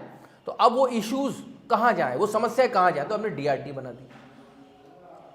तो इस तरीके से नॉट ओनली डीआरटी, एक सेंट्रल एडमिनिस्ट्रेटिव ट्रिब्यूनल भी है जो सेंट्रल गवर्नमेंट के एम्प्लॉइज को प्रोटेक्ट करने के लिए है। फिर उसी की तर्ज पर एक स्टेट एडमिनिस्ट्रेटिव ट्रिब्यूनल बनाई गई है। क्वेश्चन क्या है? क्वेश्चन ये है, अब देखो इसमें क्वेश्चन ये बता, इसमें ये मेरा क्वेश्चन सिर्फ इतना है देवेंद्र जी, हाँ, कि आपने एक इल्यूजन क्रिएट कर दिया हम लोगों के सामने, और उस इल्यूजन में आपने इतना सारा मटेरियल भर लिया है कि हम पूरी हम सवाल नहीं आया। कौन सा सवाल क्या? नहीं, मुझे सवाल करना नहीं है। नहीं। हाँ चलो ठीक है, बस मैंने आपसे इतना कह दिया कि उसका इसलिए है, मैं आपको बता रहा हूं, देखिए 1 मिनट, एक सेकंड, हम 60 सेकंड्स तो हम देंगे, मतलब उसको पॉइंट को बोलने के लिए। देखिए मैं आपको बता रहा हूं, इल्यूजन आपको इसलिए लग रहा है कि क्योंकि समय की कमी, और मैंने बताया था कि टॉपिक बड़ा है, और एनजीटी वाले पॉइंट पे मैं आपको पहले ही बता रहा हूं कि वो व्यवस्था ही ऐसी बनाएंगे, हम खुद ही मांगेंगे कि तुम एनजीटी बना दो। एनजीटी में जो बैठा हुआ उसको जज क्यों नहीं बना सकते उतना ही, उसी पे जज, उसकी जज की पावर दे देंगे, लेकिन उसके अलग नियम बनेंगे। कानून के हिसाब से चलो ना, प्राकृतिक नियम के हिसाब से उसको पावर दे ना, कि प्राकृतिक नियम के हिसाब से ही चलेगा। तीसरी बात, जो आपने कहा 27 लाख लेने से पहले आपने उससे सवाल नहीं पूछा, हम 15 साल से पूछ रहे हैं, जब उनके जवाब आ चुके हैं और वो कह चुके हैं कि हम फ्रॉड हैं।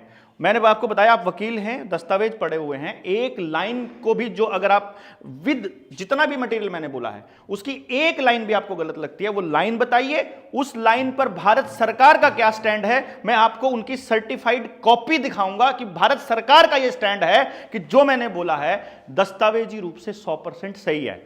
चाहे आप मोहर की बात ले लीजिए, चाहे आप स्टैंडर्ड की बात ले लीजिए, चाहे आप रुपए की बात ले लीजिए, चाहे रिजर्व बैंक की बात लीजिए, चाहे बैंक नोट की बात लीजिए, चाहे करेंसी नोट की बात लीजिए, चाहे ई रुपया की बात लीजिए, ये सारे के सारे की गोल्ड है कि नहीं है छाप ले, ये सारी की सारी चीजें दस्तावेजी रूप में उपलब्ध हैं। ये मेरे कथन नहीं है, ये किसी की गढ़ी हुई कहानी नहीं है, ये भारत सरकार और आरबीआई की सर्टिफाइड कॉपीज की बात है जो मैं कह रहा हूं, और बाय चांस वो मेरे पास हैं, अभी बाय चांस वो मेरे पास हैं। So I am not going to run anywhere, I am going to deliver.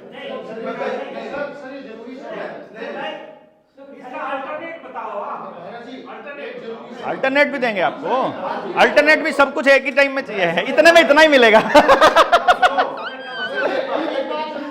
हाँ नहीं मामला में तानाशाह नहीं, देखो देखो देखिए देखिए मेरी बात सुनो पहले, मैं कह रहा हूँ। एक मिनट।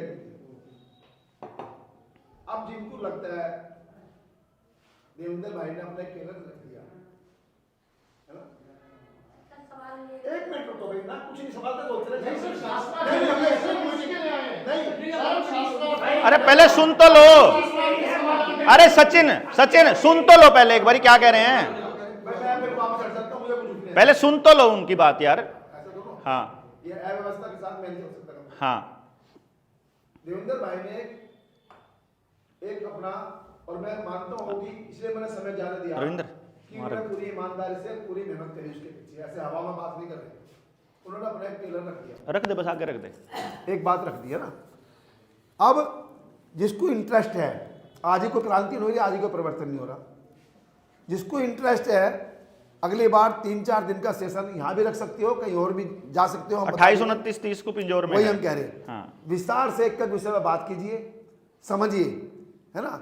और ये तो अनंत है, जितनी समझ, मैं बहुत दिन से हूँ पर मैं आज तक नहीं समझ पाया, मैं इससे बात भी नहीं करता सुबह किसी से भी।